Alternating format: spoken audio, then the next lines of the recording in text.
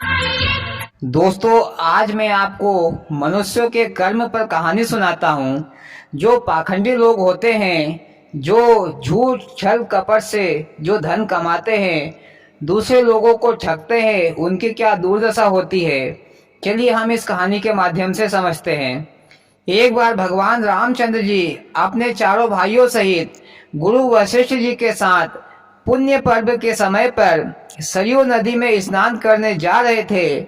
जब वे सभी सरयू नदी के निकट पहुंचे तो श्री रामचंद्र जी ने एक कुत्ते को देखा कि वह कुत्ता अपनी पीड़ा से पीड़ित होकर सरयू नदी के पानी में अपने चारों पैरों को पीट रहा है, क्योंकि उसके शरीर पर बहुत से घाव है जिसमें बड़े बड़े कीड़े उसका मांस खा रहे हैं, लेकिन वह चाहकर भी उन कीड़ों को नहीं भगा पा रहा है। उसकी यह दुर्दशा देखकर भगवान श्री रामचंद्र जी को बहुत दुख हुआ। मोदी जी, भगवान जी को दुख क्यों हुआ? रामचंद्र जी तो उस कुत्ते को ठीक कर सकते हैं, फिर क्यों दुखी हो रहे हैं? पर भैया, बिना पता लगाए कैसे दुख दूर कर सकते हैं? पर मोदी जी, श्री रामचंद्र जी तो अंतर्यामी है, उन्हें सब कुछ पता है, ऐसे ही अंतर्यामी नहीं कहलाते। हाँ भैया, पर नीति नियमों के साथ ही चलना पड़ेगा। फिर श्री रामचंद्र जी ने अपने गुरुदेव वशिष्ठ जी से पूछा, गुरुदेव, स्नान करने से पहले आप मुझे इस कुत्ते की दुर्दशा का कारण बतलाइए कि इसने कौन से पाप कर्म किए हैं जिसके कारण यह दुख भोग रहा है। भगवान के प्रश्न को सुनकर गुरु वशिष्ठ जी ने कहा, हे राम, यह कुत्ता पहले जन्म में एक साधु था। मोदी जी, साधुओं का क्या ऐसा हाल होता है? मैं तो फिर कभी भी साधु नहीं बनूंगा। अरे भैया, पहले पूरी बात तो सुन लो, बीच में आधी रोटी लेकर क्यों दौड़ पड़े हो? मोदी जी, फिर क्या हुआ? और इसके तन बदन में जो कीड़े पड़े हैं, ये सभी इसके चेले चपेटे हैं।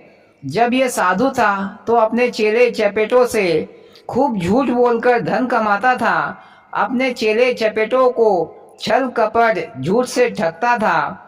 जब यह साधु मर गया तो सीधे नरक में गया, और इस साधु के चेले चपेटे भी नरक में गए, क्योंकि इसके चेले चपेटे भी धन के लालची थे, काम क्रोध लोभ मोह के आदि थे। इसीलिए सबको नरक में जाना पड़ा, क्योंकि ऐसे लोग भगवान को कभी याद नहीं करते, उल्टा कार्य बिगड़ने पर भगवान को दोषी मानते हैं और अपशब्द कहते हैं। मोदी जी, ऐसे कैसे लोग हैं?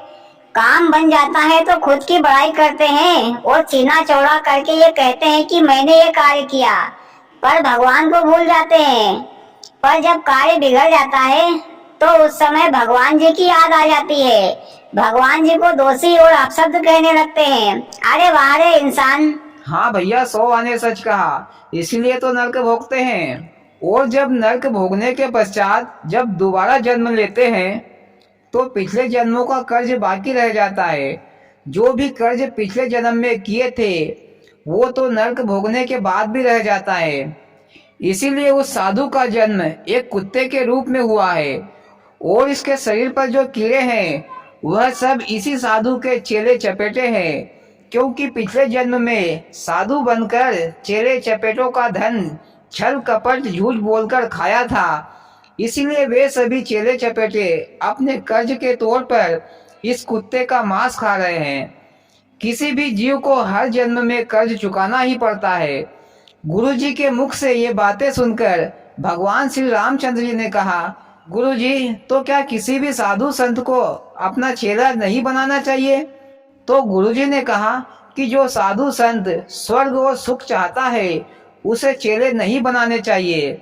चेले वही लोग बनाते हैं जिन्हें कोई ना कोई लालच होता है, और उनका आखिर में यही हाल होता है जैसे इस कुत्ते का।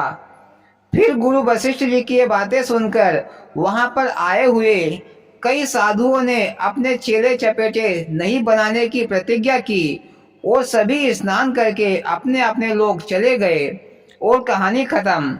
वाह मोदी जी, बड़ी धार्मिक कहानी सुनाई। किसी का उधार न चुकाने का इतना बड़ा दंड मिलता है, ये तो किसी ने भी सपने में भी नहीं सोचा होगा। आपकी कहानी से जीवन में ज्ञान मिलता है। और भाइयों, आपको कैसी लगी मोदी जी की कहानी? अच्छी लगी हो तो प्लीज वीडियो को लाइक और चैनल को सब्सक्राइब करें। भोलेनाथ सबके साथ।